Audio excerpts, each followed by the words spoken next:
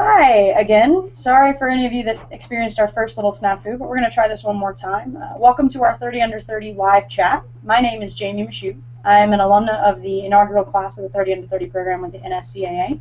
I'm currently the women's soccer head coach at Southwestern University in Austin, Texas.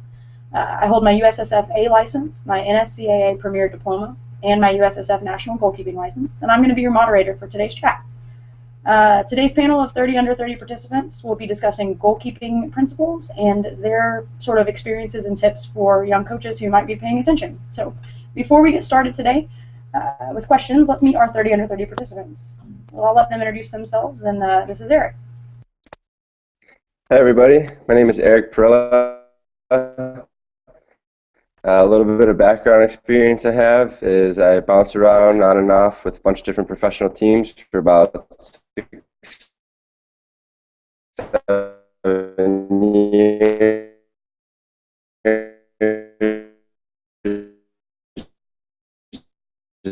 in South America and in Europe. Currently I'm the director of goalkeepers for the U.S. Soccer Development Academy in Miami with the Kendall.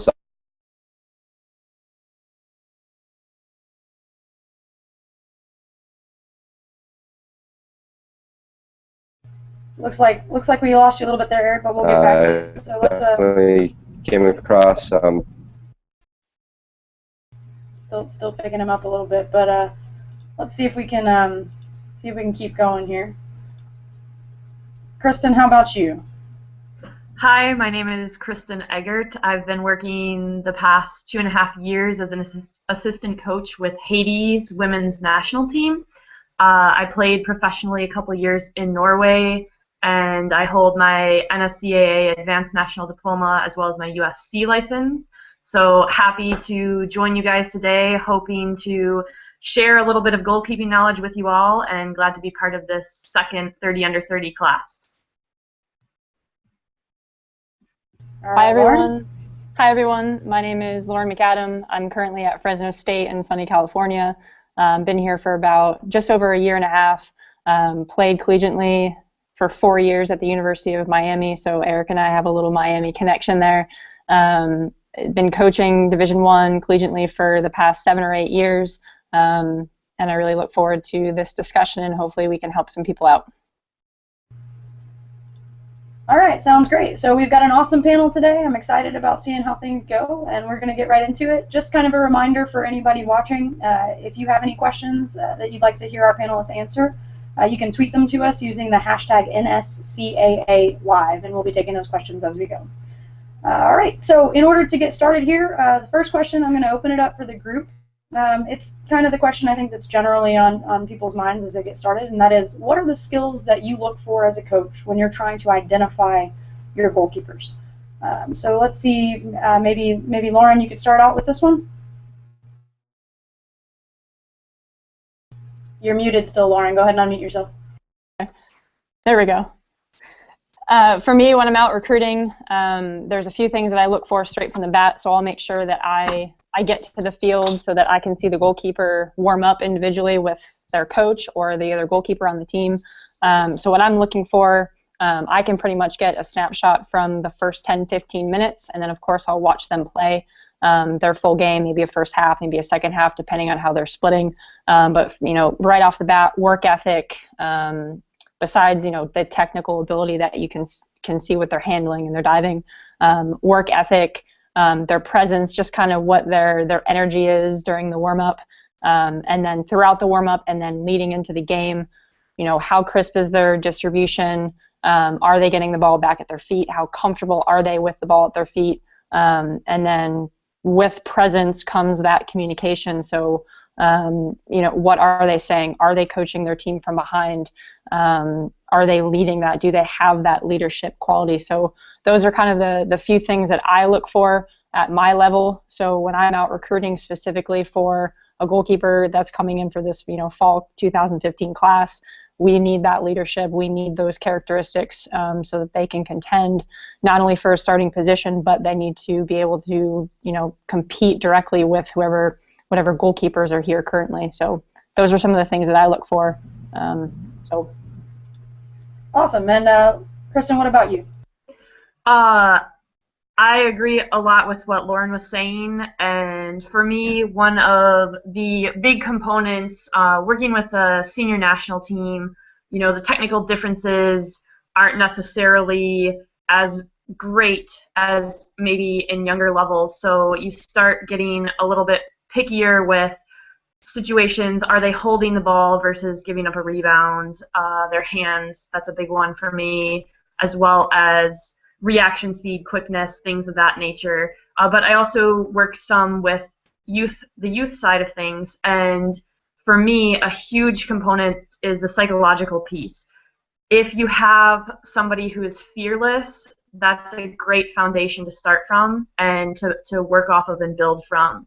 And I think that is huge because you can coach the technique, you can coach the tactical decisions, but they need to have that intrinsic fearlessness in order to be able to be aggressive, get off their line, put themselves in situations where maybe their body's at risk, but they'll do what it takes to make the save. And so that's what I'm looking for. Awesome. Eric, what about you? What do you think about that? Okay, so when I'm looking for goalkeepers, definitely something. I mean, I work with goalkeepers from the young age, from 8-year-olds, sometimes even 6-year-olds, all the way up to grown adults. And something that I really look for, especially when I'm starting with somebody, is whether or not they have just something that is like instinct, that's raw ability, something within them that they'll just go after a ball. So I have this great drill that I use that I've seen one time with River Plate's Youth Academy, and it's basically just a shooting drill where you have 2 players run across, one with the ball from the edge of the box, from the side of the 18-yard box. Player with the ball is about equivalent to where the PK spot would be. The player without the ball is about 3 yards from the touch line, and they run straight across to the goal. And once they hit about where the PK is, they turn and take a shot. And when you can start seeing a drill like that, you can start seeing, especially with younger goalkeepers, is kids that are willing to just throw themselves at a ball, even though they've had no technical training before ever. If they're able to just extend and throw and dive in any type of way that they possibly can, to do whatever it takes to get behind that ball and save it from going into the goal, I feel like from there I can really start working with a young goalkeeper on a technical aspect. And then I absolutely agree that as we get into the older age with goalkeepers, we're looking at a lot of decision making because technical differences really aren't that great. Everybody knows how to technically do the right types of dives, saves, handling. So we're looking for, are they holding balls, or are they giving away rebounds? And if they're giving away rebounds, are they putting them into dangerous areas, or making sure to put them into safe areas? Decision making with the ball, are they making sure to make the right types of plays that are going to be most beneficial for the team? And also something very important to me is organization. Do they know how to organize their players on and off the ball? So. Awesome. I think those are outstanding answers. You guys had a lot of sort of common themes throughout each of your responses. So I guess the next question, and I'll bring this back to you, Eric. You were kind of starting to touch on it a little bit with your youth players. When do you feel that coaches should begin considering designating a player as a goalkeeper? Well, I think that within a young team, it's absolutely brilliant if we can have at least 2 players that are willing to always play in the goal, minimum of 2.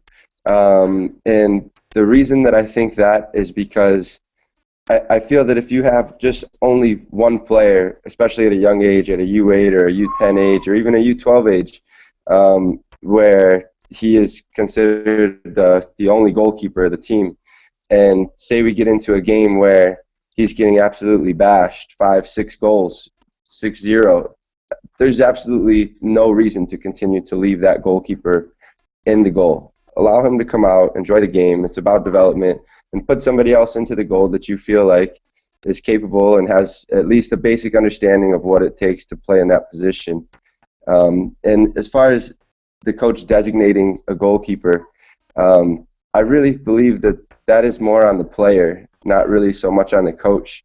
I think that it has to be something within the player as far as not only his ability and whether or not he has the raw abilities to be taken and kind of taught the correct technical abilities, but I think it's within the player if it's something he truly wants to do. I mean, I have some kids that are 8 years old that are fully committed to wanting to be goalkeepers, and then I even just started recently with a 14-year-old kid that has never played goalkeeper ever in his life, and now he's decided he wants to jump in goal.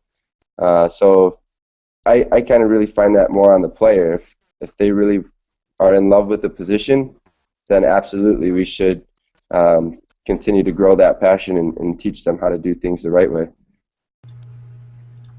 Awesome. So I think common consensus in that statement is that it's sort of player-driven and coach-driven. Lauren, Kristen, do you have any additional thoughts on that? Anything differently that maybe you two do in your areas about identifying? I mean, I think at such a young age, and Eric did mention this, it's there's that fearlessness, there's that instinct that they have, but it's also they have that instinct because they want to have that instinct and they want to enjoy that position. So I think that's kind of going hand in hand with what he's saying. If they're really enjoying themselves and the coaches are doing the right things as far as getting their attention and making sure that they keep their attention, the kids are going to enjoy it, and that's what's going to make them excel. So that's a little bit of, when you have a coach, one goalkeeper coach or multiple goalkeeper coaches and then multiple goalkeepers or one-on-one, whatever the situation is for you, it's kind of a little, I talk to my goalkeepers about it's a little bit of a dance.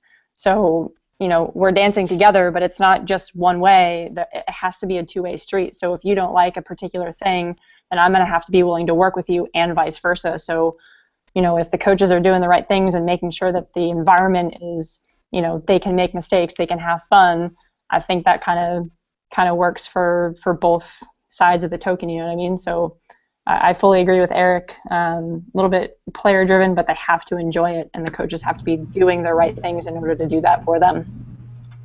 Awesome. Kristen, any thoughts on that? Yeah, one thing that I would add, I think that's great feedback that we've gotten already, is that I think it's important for the development of the goalkeeper themselves to experience playing as a field player, because as Lauren mentioned, one of the things that's commonly looked for as goalkeepers get older is their ability to distribute, and that comes from being able to properly strike a ball. And so I think it's important to include, especially at the youth level, even if a kid wants to spend all their time in the goal, that they are given responsibilities in training, in match situations, to experience playing on the field, because it also helps them to learn and develop their tactical understanding of the game, because the goalkeeper has a lot to do with the organization of your team. And if they want to give proper information, they'll understand that better if they've experienced it firsthand. So I think that's just one thing to keep in mind as well. Awesome, and you guys accidentally answered a Twitter question already, which was, should younger goalkeepers continue to train on the field? And it seems like we can all agree that having foot skills is definitely a big deal for the goalkeeper in the modern game. An additional Twitter question, I'm going to go off script a little bit, so bear with me, is that same Twitter user wanted to know, is there any fear as a coach in identifying goalkeepers too early? Kristen, you want to take that one? Sure. Kind of going back to what I said in terms of, I don't think it's too early to identify a love of the position. I think the earlier you can find that, the better, but it's how you manage it. And so I think that it would be important to encourage that goalkeeper to continue participating as a field player, especially at the club setting. A lot of clubs, at least in my experience, may only have one goalkeeper trainer or a few goalkeeper trainers. So your goalkeeper is having limited time to work. So they might not have time to work on things such as properly striking the ball, which is a huge component to goalkeeping, but they're trying to get the fundamental building blocks of appropriate footwork, body mechanics. With diving, there's so many different components that if you can work together in conjunction with those coaches of teams to teach them some of those fundamental foot skills. I think that's important. And then as well, as I mentioned previously, the tactical component of understanding some of those roles on the field will ultimately make you a better goalkeeper, communication-wise, organizationally, etc. Awesome, and that actually brings me to my next question, which is going to be for Lauren, and that's how do you typically break up your training sessions with your goalkeepers, within the practice setting? Footwork, foot skills, just goalkeeping. How do you do that? So for me, my answer is going to be it kind of depends on what season that we're in. So in the fall, I'll typically have my goalkeepers for about 30 minutes to anywhere up to an hour, maybe even a little bit more than that. But I'll always start with the ball at their feet. So we're looking at one touch, two touch. I'll vary how they receive it, so what surface of the body that they're using, just so that they feel uncomfortable. I want them to feel uncomfortable to a certain extent, but I do want them to be able to bring that ball down under control and then strike a nice ball back to myself or the other goalkeeper, or however I have that pattern set up. From there, footwork's big for me. There's always going to be some sort of footwork, but within just having them being and using their feet, one touch, two touch, take a touch, zing it in, is something that I say all the time. I'll obviously have some like warm up, some dynamic work for them to do, so they're not only getting that technical, the technical touches with their feet, they're also taking care of their body, which is a really, really big thing for us at my level, is just making sure that they're taking care of what they need to take care of. And then from there, it'll move on to just the topic of the day, so maybe some handling before then, and then we'll move on to the topic of the day. So sometimes it works out perfectly where I tailor my session to whatever whatever we're working on as a team. But after that after I'm done with that portion, they'll go into goal, and I'll coach them from within the goal depending on how the setup is. So, I have the luxury of, or the program has the luxury of having someone that's specifically with the goalkeepers every single day for 30 minutes, an hour, possibly even an hour and a half. So they get all of the attention that they need. So for me, the fall is plenty of repetition. It's more of a routine based for me. So I'm not throwing out a ton of stuff that they have to relearn. It's more about them really feeling confident, really getting a lot of repetition, and just keeping them sharp as far as all that, handling stuff is concerned. If I'm talking about the spring, it varies a bit more. They may be in as a field player the entire time. I make that call based on what we're doing. If we're doing a possession game, I'll either have them as a goalkeeper, or I'll just have them strictly using their feet so that they are getting those more realistic movements. They're seeing different weights of passes to them. They have to be able to, manage which way their body is facing. So it's a little bit faster pace. And then in the spring, it's more about breaking down a little bit more of their deficiencies, and then of course working on the things that they're still good at, and then dabbling in agility, explosiveness, their strength in the weight room. So that's kind of how I break it up. So it depends on the season for me, but that's typically how it rolls for how I run my sessions from fall and spring. Awesome. So that being said, Lauren, Kristen, could you talk about how you manage to keep your goalkeepers in sync and feeling as though they're a part of the rest of the team? Lauren was talking about some individual goalkeeper training and then the occasional incorporation, but what is it that you do to keep them part of the group? Yeah. As Lauren mentioned, there's certain days where we take the goalkeepers for the entire session, but I like to keep them involved at least in the initial dynamic warm-up. Something as simple as that, where usually there's a little bit looser feel to that. It's a time where the players, they're getting focused, and for some players that may mean chatting a little bit, laughing around, joking. Others need to mentally prepare by being quiet, etc. So I think it's important. You can include goalkeepers in that, and then depending on the day, I think it's important as well to include them in some of the technical work. Sometimes we'll open a session with some type of possession or passing pattern. And I think that, again, you see more and more in today's game that goalkeepers need to be good with their feet. And so that's a good way they can feel part of the team. But also, I think if you create a positive training environment within the goalkeeping realm of things, that keeps a positive energy. And then once they get in the goal behind the team, it's that you've got your teammates back. So I think you can kind of feed into the psychological side of that by encouraging them in the appropriate moments. You know, they make a great save behind the team. It's okay to show enthusiasm for that, and you know, their teammates will as well. That incorporates them.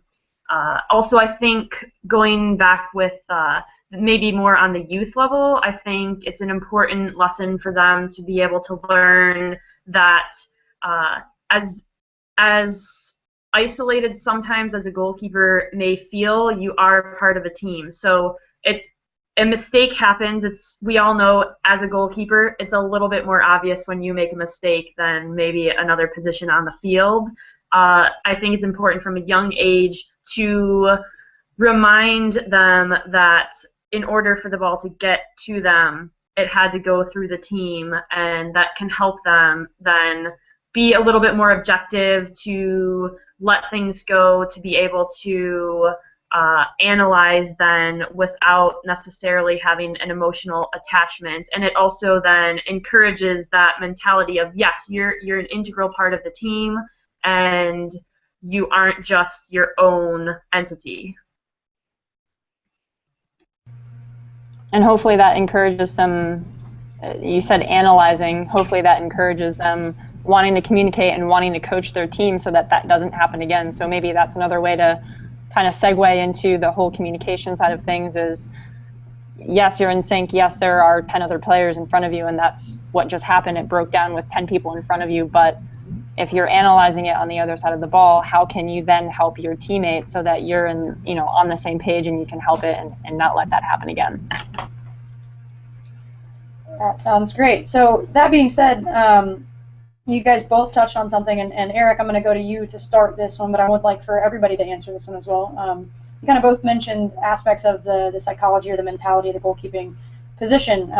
Anybody that's ever played it, and all of us I'm sure know this, that position has a strong mental aspect. It's maybe one of the most important pieces of the game for goalkeepers.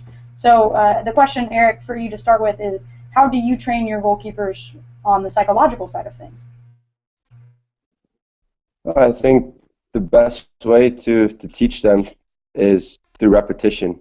I believe that consistency is going to be developed by getting plenty of reps over and over and over again. And through those reps, they're going to make mistakes, and they're going to make a number of mistakes, and they may make the same mistakes over and over again.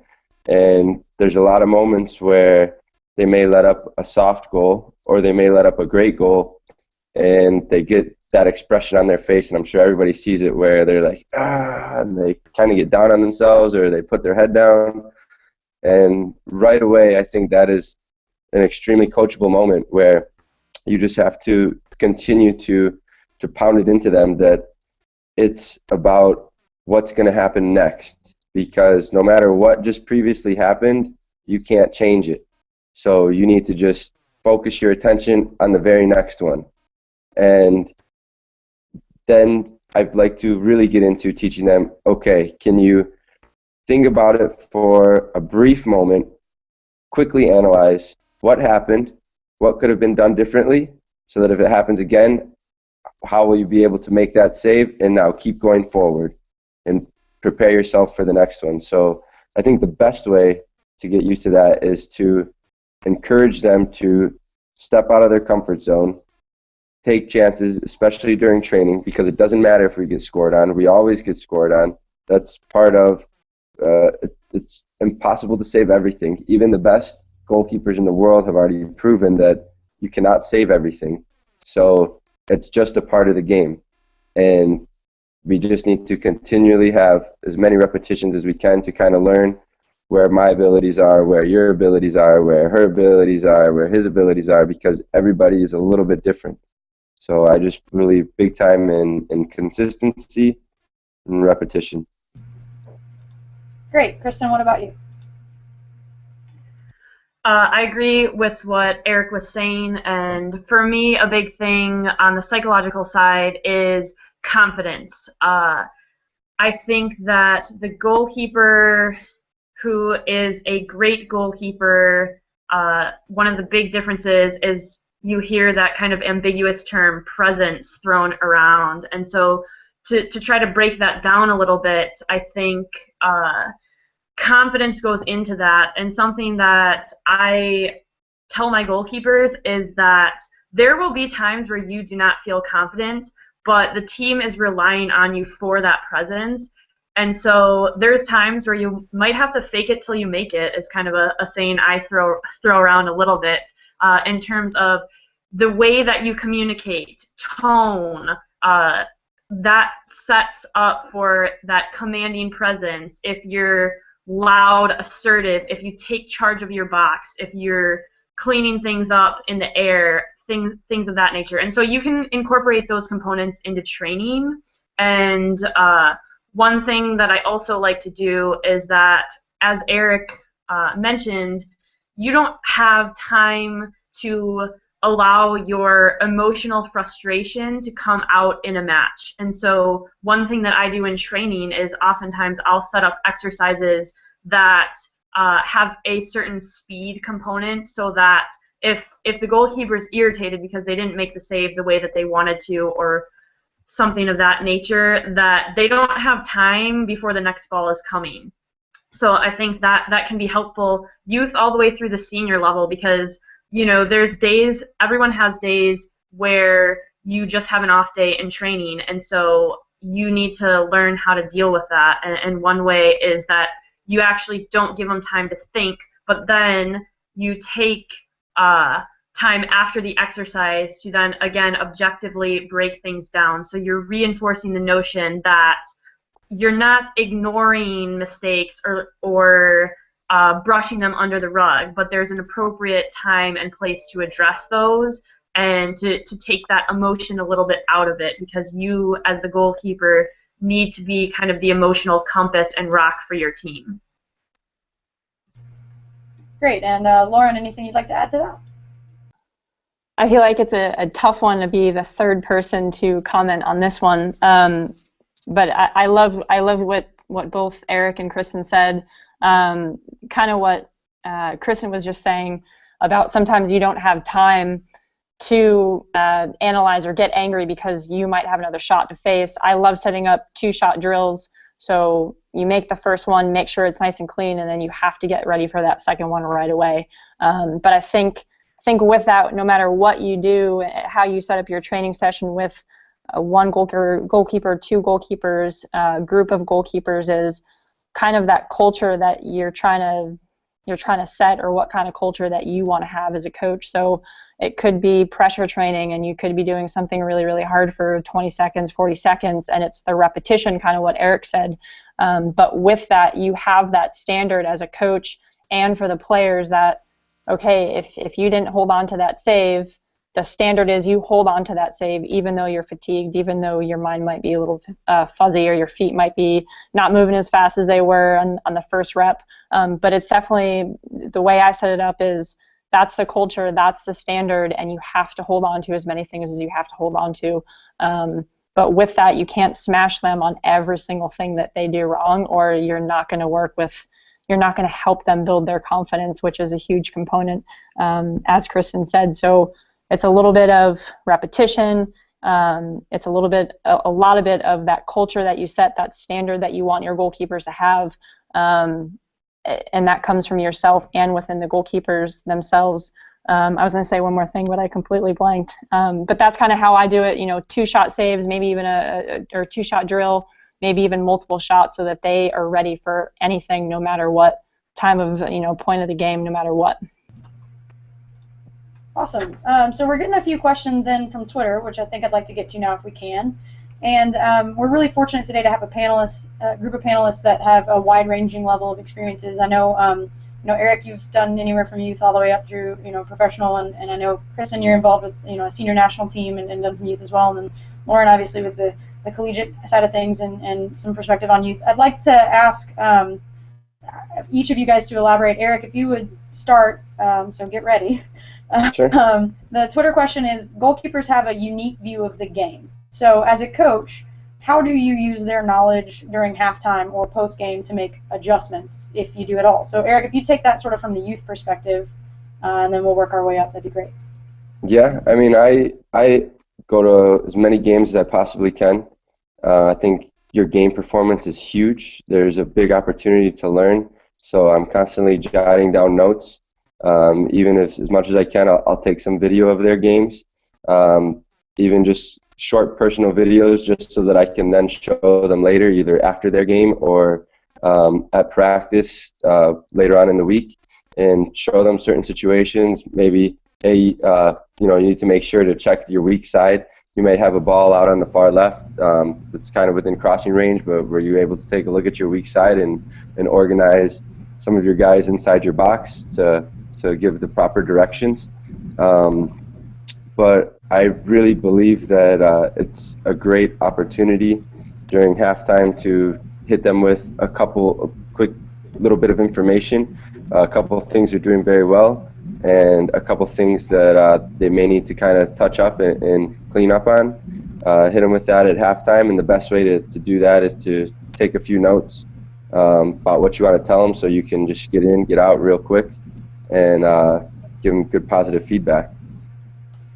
Great. I think we lost Kristen for a minute, but Lauren, I'll throw it to you. And you work in the collegiate level, so do you take your goalkeepers' view of the game and their experience and their knowledge into consideration at halftime if they see something that needs to be adjusted, anything like that? Certainly. I mean, a big part of our game is playing out of the back. So if they see something in particular, if they're playing with a 3 front or a 2 front, if they're seeing something from their perspective, of course I'd like to see what they're seeing if I'm not seeing it. So I think a good question or a good thing to start with is a question, hey, what are you seeing? Are you seeing anything different than we maybe thought that we were going to?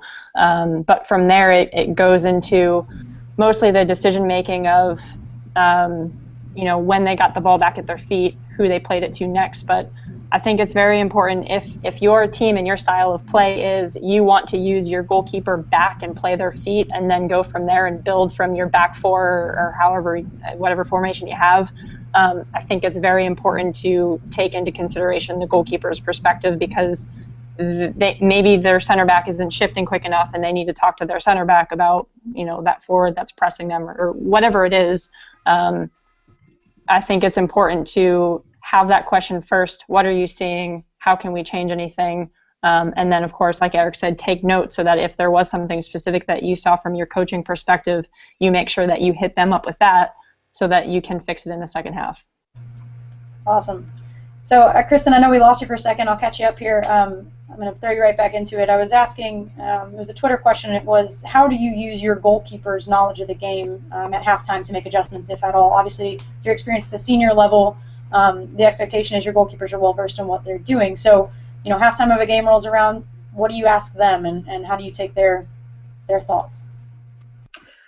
Yeah, that's a great question, because I think that the focus of the goalkeeper is extremely important. So first of all, most of the time during a match, I will not be addressing the goalkeeper unless it's, they make a fantastic save to give some positive reinforcement. But that mental focus is so locked in and so complete that when the halftime rolls around, that's when I'll want to address things. And I usually take notes during the match to point out maybe it's a small tactical thing where, for example, if I want the goalkeepers to play a long ball into a certain space because maybe the opponent's outside back is pressing on but is slow to get back, so can we exploit that space? But first I kind of gauge where they're at psychologically, bring them in, see uh, are they feeling good about the match. But yeah, if they have some feedback that they give me, then I'm open to that. You know, I like to keep an open dialogue with the goalkeeper. Maybe they'll bring up something that a player isn't responding when they're giving particular direction. That's important for me to know, because then I can address it with that player at the halftime, because it's important to have that chemistry going on. But I think that component, you need to know your athlete a little bit to know, can you have a mutual dialogue. I do like to take their feedback, but depending on the level or the experience, you have to be a little bit careful that they aren't using that as a means of usurping your authority or anything like that. But again, it's a respect thing, and I'm open to feedback from them, and I think it's good to get their feedback as well in order to make the most of the situation. Great. I think we've got time just for one more random question. So I'll open it up to whoever jumps on it first. Maybe Eric, since it's been a minute since you've talked. In your experiences as a player, playing the goalkeeper position, was there anything that a coach did that was particularly impactful to you that you would recommend to other coaches to do?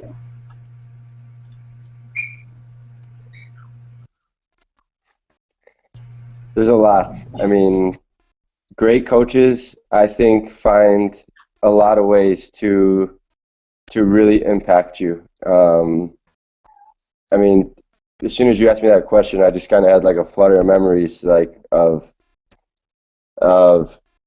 great coaches just helping me out through games, helping me out in half times, helping me out during trainings, showing me different perspectives. I mean, there was plenty of different technical points that are taught differently here in the United States that I was taught differently in South America and differently in Europe. You know, but that's a really tough question to pinpoint just one. I would really say that a great coach is just going to continually inspire you and be there for you through your ups and your downs. One thing that I know is that on a playing standpoint, is that sometimes you'll find coaches that really truly care about you and really want to help you exceed and get to the next level, and some coaches that maybe just kind of see you as just a piece to their puzzle, quote unquote, to say. But I think that you know, a great coach will stick with you in the long run, even after you leave the team. I have some coaches that I still talk with that you know, have helped me and provided opportunities for me. So I think that a great coach is also there for you in more than just one way, and sees it as a lifelong connection. So that's just kind of my experience on the topic. All right, Kristen, how about you? Yeah, I think similar to what Eric said, the coaches that have impacted me the most have been the ones that have taken the time to get to know me as a person, both on and off the field, and especially we've hit over and over again, the psychological component of goalkeeping is huge, and I can't emphasize that enough. And I think that coaches that take the time to try to understand their goalkeepers a little bit more will be able to better assist them on the field in terms of, are you recognizing the moments where your goalkeepers had a fantastic start to the season and all of a sudden there's a little bit of a drop-off? Well, have they been placing too much pressure on themselves because they realize that if I don't play fantastic, then maybe our team's going to lose? And how do you address those pressures? So I think the more you know your goalkeepers and their psyche, the better you can help them on the field, but the more you can impact their lives off the field. All right, Lauren, last answer here. All right. Completely agree with what both Eric and Kristen said. I know I've said that a lot. So good job, guys. I'm always the third one. You guys have awesome answers. Um, but definitely think, one of my mottos is you win with people. So going along with what they've both said about kind of getting to know them and showing them that you care and connecting with them. And like I said from the very beginning, it's a dance between yourself and the goalkeeper that you're working with or the multiple ones. So getting to know them so that they know that you care, and really getting to know them so that you can get into their psyche and press those buttons when you know you can press those buttons and kind of let back when you know you need to let back. I've been afforded with a ton of great coaches, but I think obviously not every single coach can play in the goal actively, but I think if you are someone that can still actively play, I think that's really influential. So if you have that energy, you still have that ability, you still have the technical, you still have the fire, the passion in you. I think seeing that helped me a lot in my collegiate experience as a player. Is Miami brought in a volunteer assistant, Lesser Melendez, and he was just a freak in goal. He could jump into every single corner, and just seeing him on the daily and seeing him be able to do that, it really influenced me and it really pushed me to my limits. And then a youth goalkeeper that I had growing up just had such big energy and, would say silly things to, the extent of, if you're waiting in line with your parents at the grocery store, make sure you're on the balls of your feet and you're ready. Just little things like that really kind of maybe pull at you a little bit, and then you actually find yourself as a kid standing in line with your mom next to you on the balls of your feet. So just little things that you can find that are silly but will help them because it translates to their game directly. That's excellent, you guys. Unfortunately, that's all the time we're going to have for today. Another great big thank you to our panelists for all their outstanding contributions, and all our viewers today tuning in now and on YouTube later on. If you want more goalkeeping training information and anything else to do with goalkeeping, you can register now for a course through the NSCAA Goalkeeping Academy. The NSCAA founded its Goalkeeping Academy in 1998 to focus attention on the education of coaches working in the specialized area of goalkeeping, and also to improve the ability of all coaches to integrate the goalkeeper into their team training. So if you'd like more information, you want to register for a course, make sure you visit nscaa.com/education/goalkeeping-academy. Thanks again, everybody, for tuning into this week's 30 Under 30 live chat. We'll see you next time.